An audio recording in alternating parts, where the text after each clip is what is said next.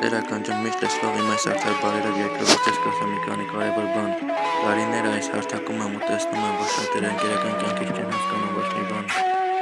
Մինչ հիմա էլ նրանց անարդար արարքներից փոփոխություն չկա։ Որ նաև մտածմունքներ կա, թե նրանց խելքը մի օր հետ կգա։ Ու նրանց հարցերը այսպես մնալով։ Բազվում է նրանք իրականում ով են իրենց մոտիկներով։ Իրենց նույն անարդար արարքները տեսել են իմ դեմ հենած աբիզնիկներից։ Ու արդեն պարզ է լինում, թե իրենք ինչ մտածմունքների մեջ են, երբ ամեն օր արթնանում են քնից։ Ես միշտ հանգիստ եմ արթնանում իմ քնից, որովհետև ես հեռու եմ այդպես անարդարներից, որ ես նրանց անվանում եմ կեղծ ընկերներ կամ աբիզնիկներ։ Նրանք ինչ անարդար արարք անում են, ես էլ հասկանում եմ ու իրենց իմ հասկացածով բացատրում եմ,